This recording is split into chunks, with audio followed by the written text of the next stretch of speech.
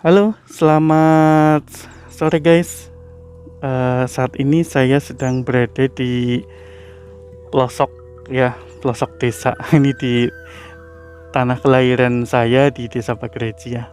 Tepatnya di RT 10 RW 10. Nah, di sini ini banyak sekali pohon-pohon kelapa. Ya guys. Pohon-pohon kelapa. Kemudian pada kesempatan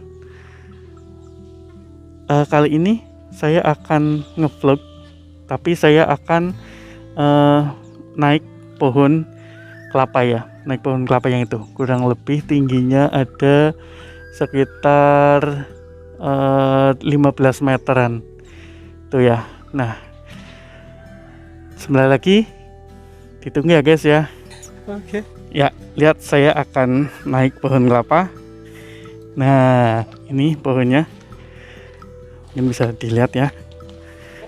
Nah, dan itu di belakang saya itu ada Pak Mame.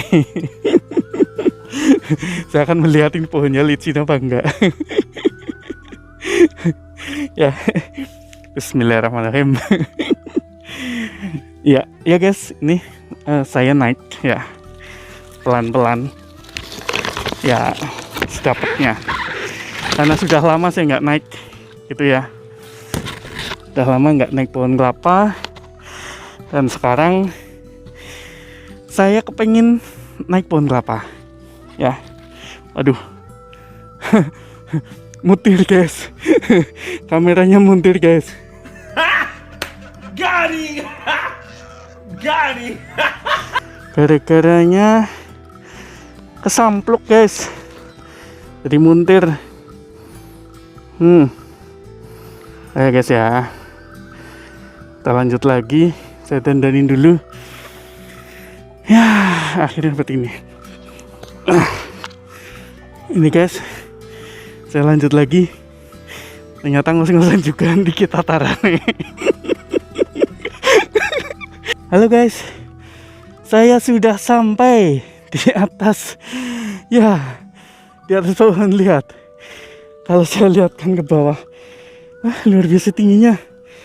Lihat guys. Wow, shit. Tinggi banget. Tinggi banget, lihat. Ya. Itu di seputaran saya.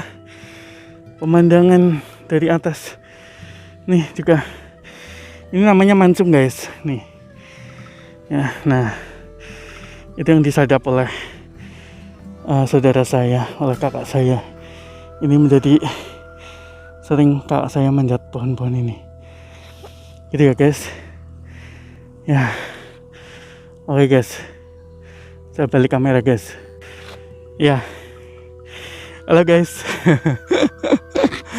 Aduh, setelah 10 menit atau berapa ya tadi ya. Naik pohon kelapa dan sekarang sudah ada di atas gitu guys. Saya hanya ingin bercerita sebenarnya guys. Bercerita ada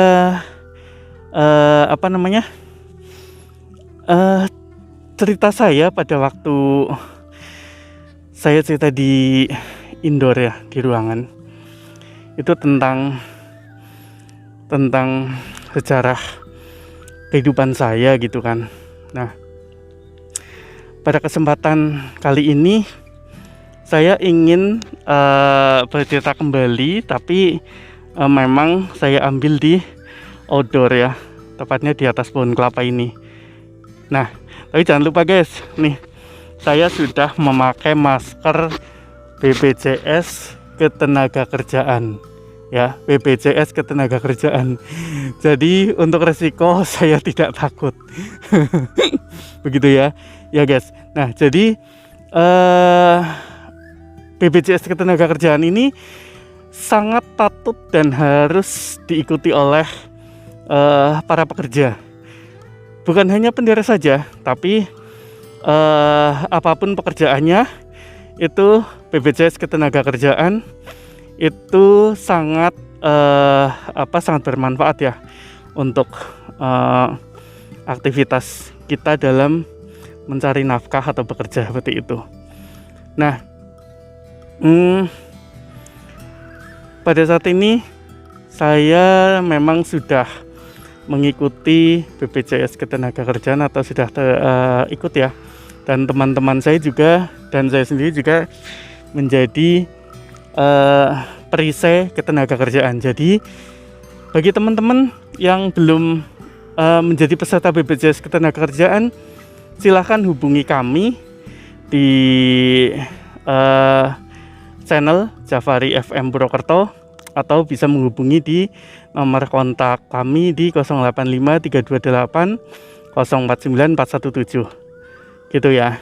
Nah, teman-teman, pada waktu lalu di channel saya di Jafari FM Purwokerto pernah saya menyampaikan tentang sejarah saya di kehidupan saya sampai saat ini. Nah, kemarin saya rasa baru di tahun 2008 saya bercerita. Ya, jadi saya ulangi sedikit lagi bahwasanya di tahun 2008 LSM lokal di Banyumas itu mengajak saya untuk bergabung untuk bisa ikut dalam membina petani ya. Artinya bahwa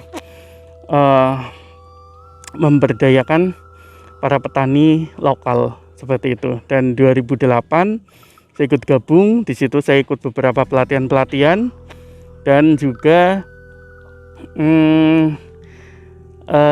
diklat ya tentunya ya, diklat tentang kepemimpinan, tentang pendampingan di masyarakat seperti apa dan lain sebagainya.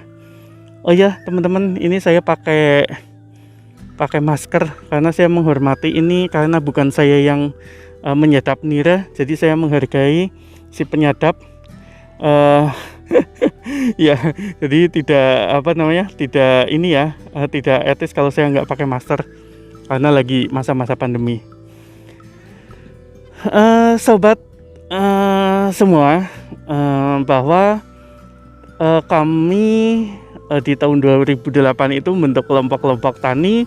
Kemudian saya sendiri memegang kelompok tani di Desa Pagereji ya, di desa kelahiran saya, dan kami menghimpun beberapa kelompok tani di Kabupaten Banyumas. Pada waktu itu ada 3 kecamatan Silongo, Karanglas, dan juga Gumelar. Nah, itu kita mengadakan pembinaan atau pembentukan kelompok tani seperti itu. Nah,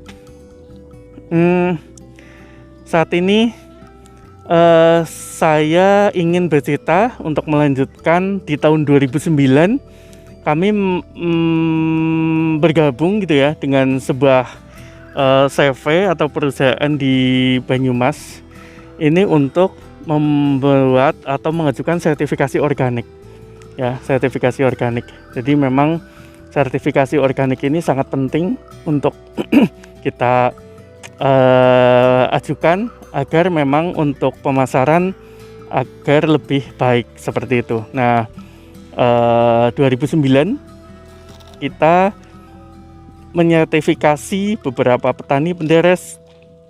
Kami ajukan di lembaga sertifikasi internasional di Control Union Belanda dan sampai saat ini ya. Nah, kemudian 2009 kami mengadakan sertifikasi organik dan setiap tahun kita renewal atau kita perbarui sampai dengan sekarang ya. Nah, perjalanan saya masih tetap bagaimana merubah pola pikir masyarakat petani ya. Pada waktu dulu di saat kami mengajukan sertifikasi organik atau sertifikat organik, memang permintaan dari petani tidak banyak ya. Hanya mereka minta agar dalam mereka menjual gula itu bisa 1:1, menjual gula kelapa 1 kilo mendapat beras 1 kilo, atau selisih Rp2.000 dari harga gula cetak seperti itu. Jadi memang cukup ini sih sebenarnya cukup berat pada waktu itu gitu. Karena kalau untuk membeli beras itu kita harus jual gula 2,5 kilo, jadi baru dapat beras 1 kilo seperti itu. Nah, kemudian di tahun 2015 saya mewakili ASEAN untuk belajar di Thailand selama 10 hari tentang bagaimana pertanian di sana, bagaimana pertanian di Indonesia. Jadi kita tukar pengalaman antar petani seperti itu ya. Nah, kebetulan pada waktu itu dalam rangka One Village One Product, satu desa satu produk seperti itu. Dan kemudian di Kabupaten Banyumas ini yang diajukan untuk menjadi produk unggulannya adalah gula kelapa seperti itu. Nah teman-teman, di tahun 2015 berarti kami sudah berapa tahunnya ya untuk renewal sertifikat organik. Dan kemudian di tahun-tahun berikutnya sampai sekarang kita masih tetap memperbarui sertifikat organik. Dan 2015 itu saya dalam perjalanannya mengambil paket C ya dari setara SMA karena sering disuruh untuk pergi-pergi jauh ya. Alhamdulillah gitu, dari dalam negeri ataupun dari luar negeri, sehingga saya memerlukan legal pendidikan. Akhirnya saya melanjutkan di paket C. Alhamdulillah dengan proses saya mendapatkan ijazah SLTA ya. Jadi kalau ditanya latar pendidikannya apa, SLTA ya sudah lumayan lah daripada hanya SMP, apalagi tidak sekolah sama sekali gitu ya. Nah kemudian di tahun-tahun 2018 ini dalam masih perjalanannya saya membina petani-petani yang ada di 3 kecamatan di 9 desa.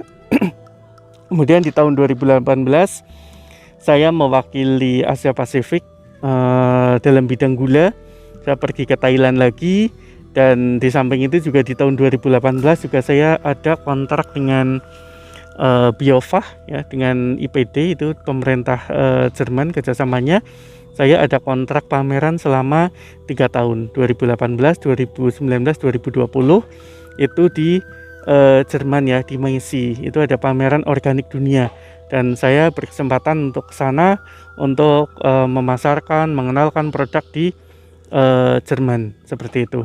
Dan alhamdulillah sampai sekarang lebih pasar kami adalah luar negeri, dan banyak sekali dulu sebelum ada beberapa perusahaan-perusahaan yang masuk.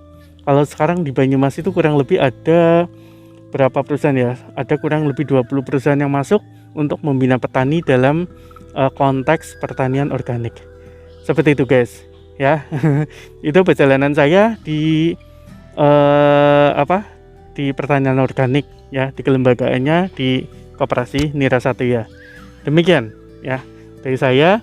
Dan ini memang saya masih berada di ketinggian guys, masih di ketinggian 15 meter kurang lebih di mana, di atas pohon kelapa ya. Ya, nah nanti saya akan tunjukkan itu di bawah sana, itu rumah kakak saya tadi itu, yang dulu itu di sana ada rumah orang tua saya ya, orang tua saya, dan sekarang ditempati oleh kakak saya. Dan di seputaran sini itu banyak sekali pohon-pohon kelapa ya, seperti yang tadi saya tunjukkan, bahwa mayoritas petani atau masyarakat di sini adalah dengan menyadap ini apa namanya, menyadap nira ya, menyadap bunga kelapa yang dijadikan gula seperti itu guys ya. Terima kasih, sampai jumpa di channel saya di Jafari FM Purwokerto. Jangan lupa dukung saya, subscribe, like, share, dan komen. Kita di sini berbagi tentang produk lokal dan kearifan lokal di Banyumas, Kabupaten Banyumas. Ya, terima kasih.